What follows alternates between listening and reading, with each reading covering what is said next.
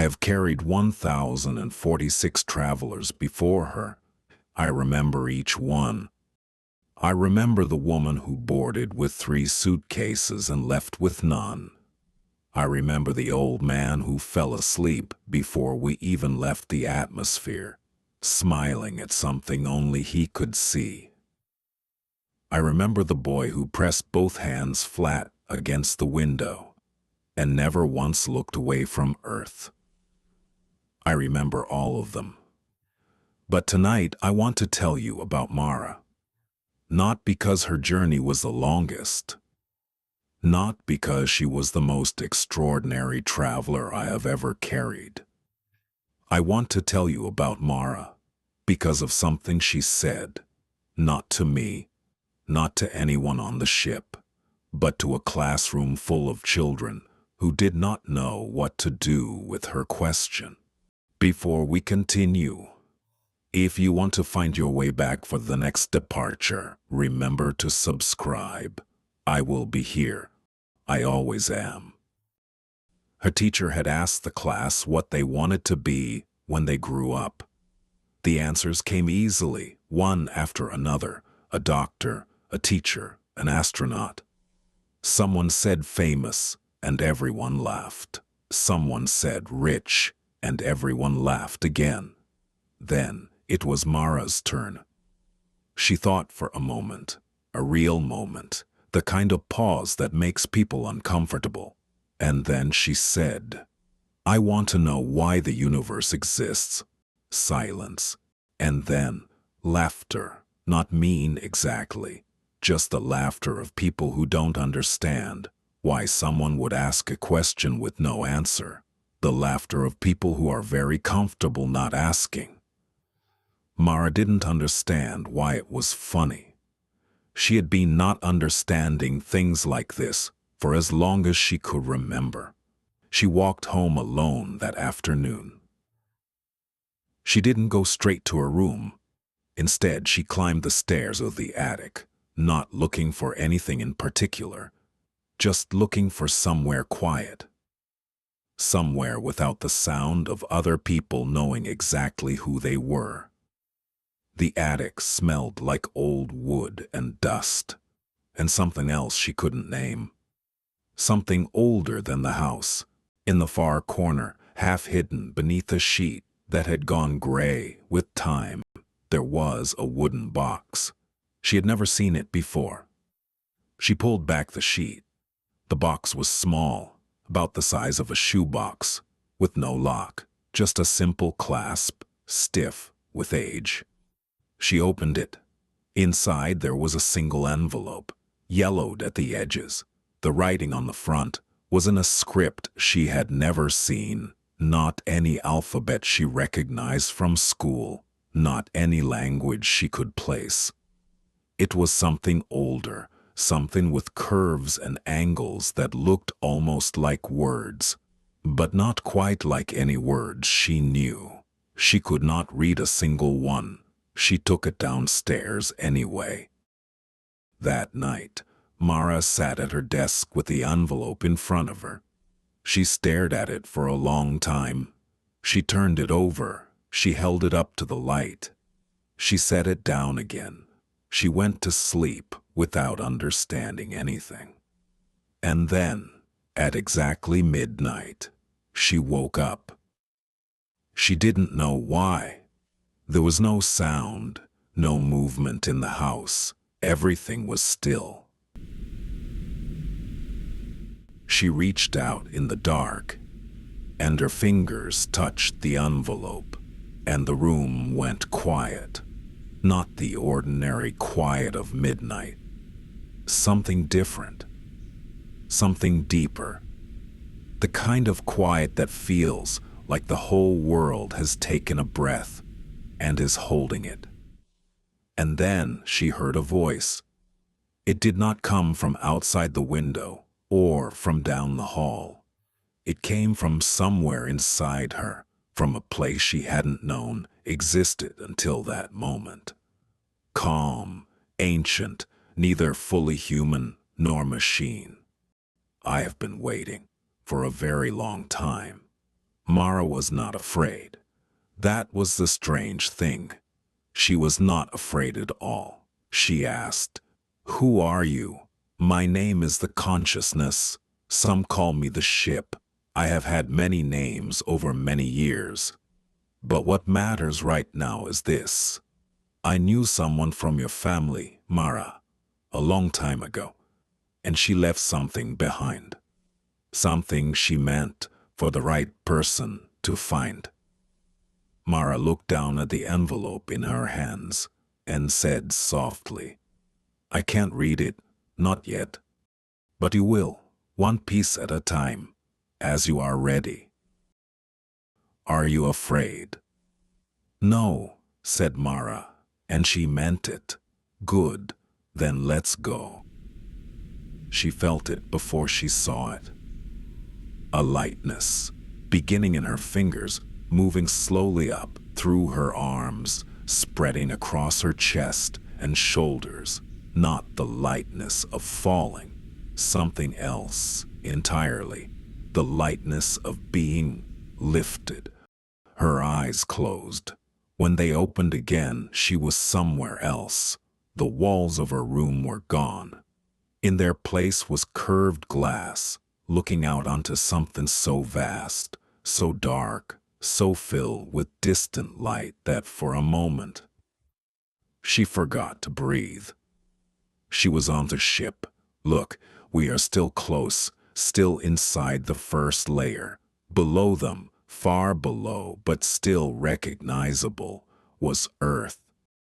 The ship moved slowly upward through the lowest part of the atmosphere, the troposphere, the layer where all weather lives, where clouds are born, where every storm begins and ends. And there were clouds everywhere. Mara pressed her hand gently against the glass and watched them move. "Do you know what clouds are?" She shook her head. "They are the earth, breathing out. Every cloud you've ever seen, every storm, every soft gray sky, every white shape that looked like an animal or a face. It was the earth exhaling, pulling water up from the oceans, breathing it back out into the cold air, where it becomes something you can see." Mara watched a cloud slowly change shape below her. It had looked like a hand. Now it looked like nothing in particular. "Just cloud," she said quietly. "I feel like I can't breathe. At school, I feel like I can never quite get enough air. The atmosphere has layers, Mara. Each one is different. The lowest layer, where you spend your days, is the one with all the weather in it. All the turbulence, all the wind and the pressure. That is where most people live their whole lives. They don't know there are other layers." She looked up from the clouds. "Are we going to the other layers?" "Yes, one at a time." The ship moved upward. The clouds fell away below, and the sky changed from the deep blue of a clear afternoon to something thinner, quieter, a blue so pale it was almost nothing at all. The stratosphere. Feel that, and Mara did feel it, a smoothness. The slight turbulence of the lower layer was completely gone. Everything perfectly still, like moving through something that had forgotten how to resist. Planes fly here, above the weather, above all the storms. Not because the storms have stopped, they are still there, below. But up here, there is no turbulence. There is only the space between. Mara let her shoulders drop. She hadn't realized how tightly she had been holding them. She asked softly, "The person from my family, did they come this way too?" "Yes, through every layer, just as we are." "Were they afraid?"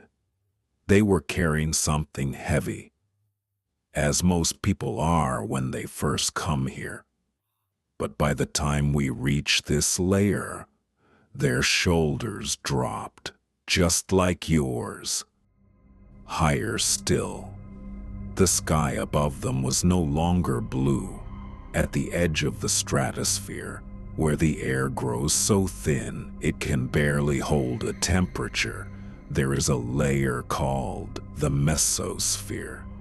It is the coldest part of Earth's atmosphere, and it is here that something extraordinary happens every single day. Unseen by almost everyone below, meteors, tiny pieces of rock and ice traveling through space for millions of years, sometimes billions, with no direction and no destination, they enter this layer, and they burn, one by one, streaks of light, there, and then gone. Mara whispered, "They've been traveling in the dark for so long." Yes, and then they just disappear. They become light for one moment. After millions of years of traveling alone in the dark, they become the brightest thing in the sky. And then they are gone. But that moment, that single burning moment, it was real. It happened. Nothing can ever take it back. Mara watched a streak of light cross the window and slowly fade. The children who laughed today, they have never once truly wondered why the universe exists, not the way you do, not the way you can't stop yourself from doing. That is not a flaw, Mara. That is a frequency. She pressed her hand flat against the glass. Outside, another meteor burned, and another.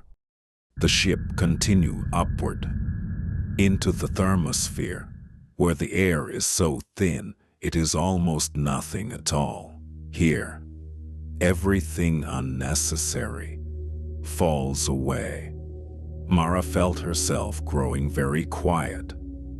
The tightness she had carried since this morning, since the laughter in the classroom, it had not disappeared, but it felt smaller now, further away, like something she could see from a distance, like a cloud seen from above. She looked down. Below her, the full arc of the earth was visible, the blue curve of it, the thin thread of atmosphere clinging to its edge like something precious and fragile, and entirely held together by gravity and luck. She had never seen anything so beautiful. "I'm tired," she said softly, not sadly, just honestly. "I know, not just from today. From all of it, all the days of not understanding why I'm like this. I know. Before I let you rest, I want to show you one thing, one word from the letter, just one. But first, I want to tell you something about it. There is a star not far from here. It is a variable star. That means it does not shine at a constant brightness. It pulses, it changes. Sometimes it is so bright you can see it from Earth with your bare eyes. Sometimes it fades so much that you need a telescope just to find it. It follows its own rhythm, not the rhythm of any other star, just its own. For a long time, people didn't know what to make of it. It didn't behave the way stars were supposed to behave. Some thought something was wrong with it. Nothing was wrong with it. Mara felt something shift quietly inside her chest. The name of that star, Dum, is the first word in your ancestor's letter, Mira.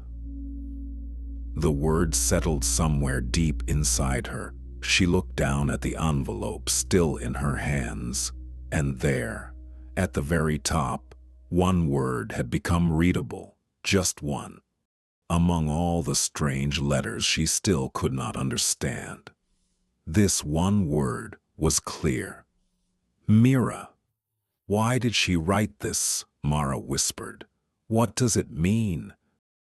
That is what we are going to find out. Together, one journey at a time. The ship was still, floating. The earth is turning slowly, slowly below. Sleep, Mara. You are still up here with me. Nothing can reach you here. No laughter, no unanswered questions. Just this, just the stars. Just the slow turning of the world below. Just the quiet of the space between layers. And if you are still listening, then you are still here too. Somewhere between the troposphere and the stars. Somewhere in the space where questions don't need answers yet. Just breathe. That is enough. That has always been enough. I hope you can leave all the exhaustion of the day behind and head to bed with a light heart. Sleep well.